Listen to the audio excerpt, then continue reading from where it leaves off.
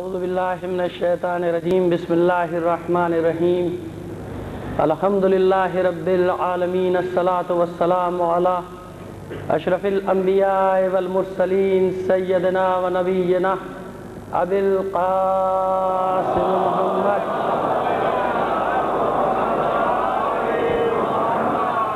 وآلہ الطیبین الطاہرین المعصومین ولعنۃ اللہ علی اعدائہم اجمعین من الآن الى قیام یوم الدین اما بعد فقد قال اللہ تعالی فی کتابہ المبین وہو اصدق القائلین وقولہ الحق بسم اللہ الرحمن الرحیم وعد اللہ الذین آمنوا منکم وعملوا الصالحات لَيَسْتَخْلِفَنَّهُمْ فِي الْأَرْضِ كَمَا اسْتَخْلَفَ الَّذِينَ مِنْ قَبْلِهِمْ صلوات بھیجئے محمد علیہ محمد۔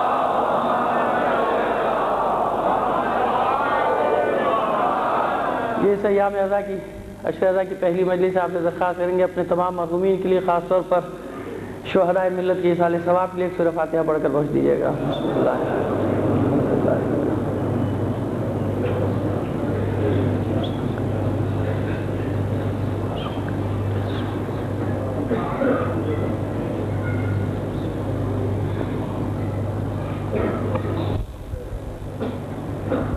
صلوات بھیج دیجئے محمد علیہ محمد پر۔ اس سے بہتر انداز میں ذرا مل کر صلوات بھیجئے بلند آواز سے۔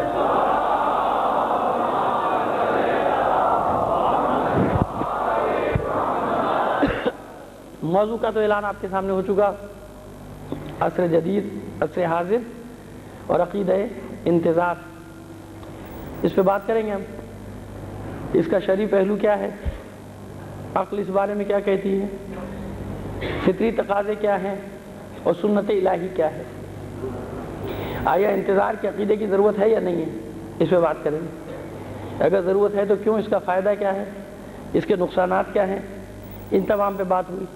اور عصر حاضر میں اس عقیدے پر چلنا اور صدیوں سے چلنا اور آگے مزید پتہ نہیں کتنی صدیاں، کوئی طے تو نہیں کر سکتا نا کب ہے، اس پر بھی بات کریں گے کہ کب ہے ظہور، کب ہوگا ہمیں نہیں معلوم، لیکن ہمیں تو یہ حکم ہے کہ انتظار کیے جاؤ، کیونکہ یہی عبادت ہے۔ اگر فرض کریں کہ جیسے آج کل ایک لہر چلی ہوئی کہ بس آنے والے ہیں، ظہور ہونے والا ہے، ایسا ہونے والا، اچھا نہ ہو تو کیا آپ کا عقیدہ ختم ہو جائے گا؟ فرض کریں نہ ہو، 100 سال نہ ہو، 200 سال نہ ہو۔ یہی ساری قوموں میں ملت جعفریہ کا افتخار ہے کہ 1150 سال گزر گئے، 11,500 سال بھی گزر جائے تو عقیدہ انتظار میں کوئی فرق آنے والا نہیں ہے۔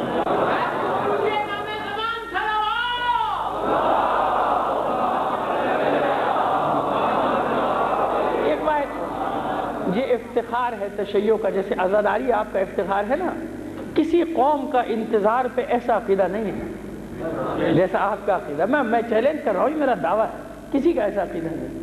کتنی صدیاں گزر گئیں، اگر نماز نہ پڑھے، روزہ نہ رکھے اور کتنی چیزوں میں کمی بیشی ہو جائے، مگر اس پر اس کا ایسے یقین ہے کہ میں نہ دیکھوں لیکن میرا امام ہے، حضور ہے۔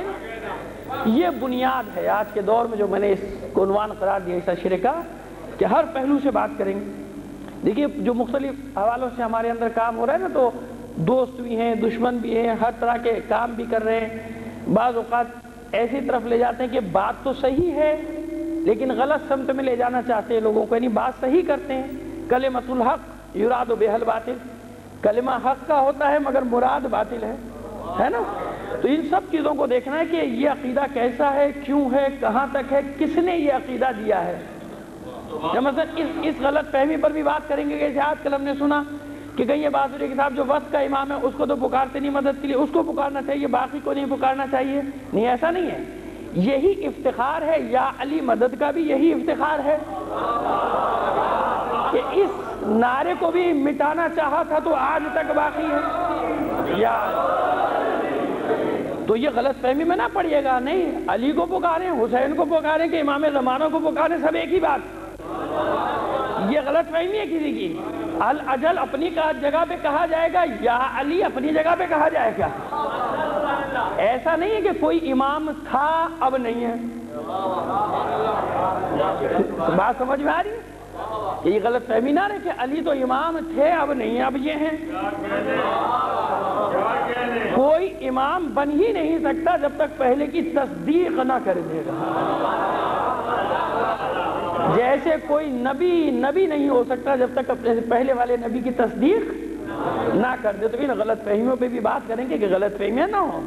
ہر ایک کا اپنا مقام ہے اور علی تو سب سے افضل ہے کیونکہ ابو الائمہ ہے. ابو الائمہ ہے, ٹھیک ہے نا. تو اس غلط فہمی پہ بھی بات کریں کیونکہ آج کل اس حوالے سے بھی کچھ تھوڑا سا کام ہو رہا ہے ہمارے اندر. تو میری تو عادت ہے, میری مشکل یہ ہے کہ ہر پہلو پہ مجھے نظر رکھ کے آپ کے سامنے بات کرنی پڑتی کہ کہیں غلط فہمی کا شکار نہ ہو جائے گا. الاجل اپنی جگہ عبادت ہے اور یہ ایسا عقیدہ ہے کہ کسی کے بتانے سے نہیں آئے گا مجھے.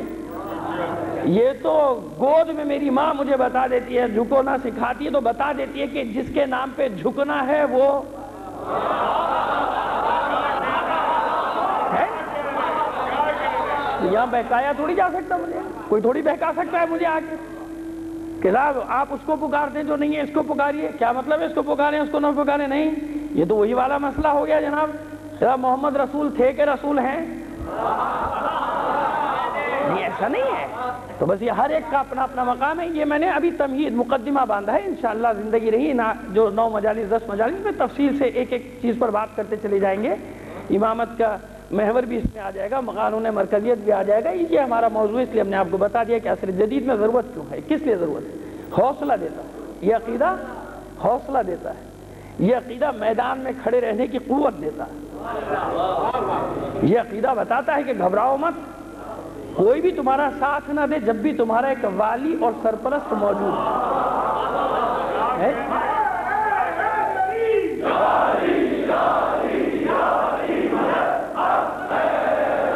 تو اس دور میں ضرورت ہے نا اس صحیح طریقے سے اس عقیدہ انتظار کو دلوں میں ان بچوں کے منتقل کر دیا جائے کہ ہر ایک کو اس کے مقام پہ رکھ کے ان کی سمجھ میں آ جائے کہ کوئی مسئلہ نہیں, کوئی گھبرانے کی بات نہیں ہے. وہ فکر مند ہو, وہ پریشان ہو جس کا سرپرست نہ ہو, جس کا پیشوا نہ ہو, جس کا رہنما نہ ہو. ہمارا رہنما بھی ہے, ہمارا امام بھی ہے, ہمارا پیشوا بھی. لہذا قدم ان کے اکھڑتے ہیں جن کا کوئی رہبر نہ ہو. ہمارے قدم کیوں اکھڑیں گے, ہمارا پیشوا ہے نا. تو یہ ہے موضوع, تعارف کرا دیا میں نے عصر حاضر اور عقیدہ انتظار. اس پہ بات کریں گے آپ کے ساتھ, لیکن حسب دستور حسب عادت پہلی مجلس ہے, کچھ 2-4 باتیں 2-4 منٹ میں سے زیادہ نہیں انتظامی امور سے متعلق, اور کچھ جس کو کہنا چاہیے کہ دل پہ لگے ہوئے گھاؤ کچھ ان کا اظہار کیا جائے. پہلی بات تو یہ کہ عزاداری آپ کر رہے ہیں, آپ کسی پر احسان نہیں کر رہے ہیں, نہ آپ مجھ پر احسان کر رہے ہیں نہ میں آپ پر احسان کر رہا ہوں.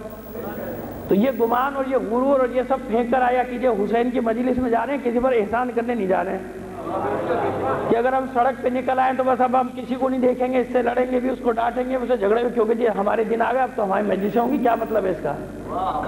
کس پر احسان کریں؟ آپ اپنی عبادت کر رہے ہیں بھائی, عبادت کا تعلق تو اپنی ذات سے ہوتا ہے.